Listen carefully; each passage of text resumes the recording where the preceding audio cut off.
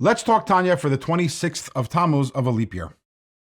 In yesterday's Tanya, we explained that the process of teshuvah entails two steps. Step number one is evoking and arousing compassion upon oneself, one's own soul, and upon God for what has the damage that has been done through the sin.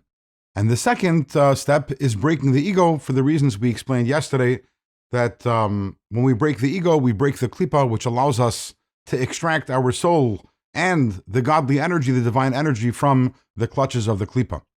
How do we break our ego? Considering everything that we've spoken up until this point, it shouldn't be too difficult. Crushing our ego and really having a broken heart when we understand the damage that we've done to ourselves and understand also the damage that we've done to God, that itself should lead us to having a broken ego. What we've done is essentially, we've put ourselves in the place of death. The Talmud tells us, there's a famous saying, Tzadikin bimisasan kriyim chayim, which means tzadikim, even after they pass away, they're considered to be alive.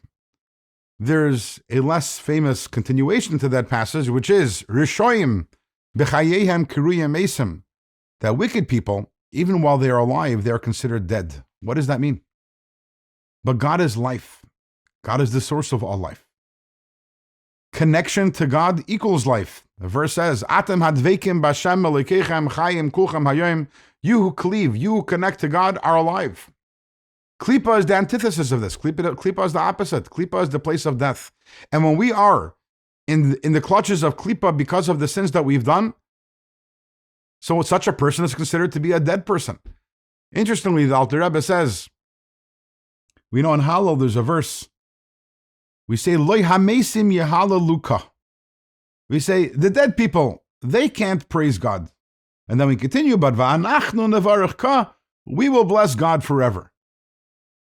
Now, if someone takes a moment to think about this, it's actually cruel.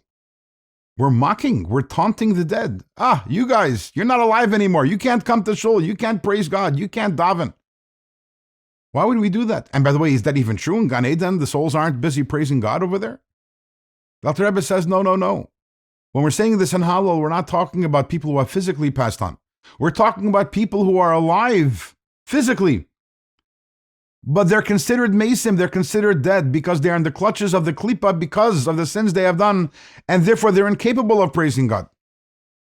Contemplating all of this definitely should lead us to a place of a broken ego, which is so important in terms of arriving at teshuvah and accomplishing teshuvah. In tomorrow's Tanya, the Alter Rebbe is going to say, okay, everything that we've spoken up until this point, that works for someone who is guilty of a sin for which the punishment is kares. That person's cut off from God. But we know most sins aren't kares. Most sins are not kares at all. They're not, the run-of-the-mill sin, you don't get cut off from God.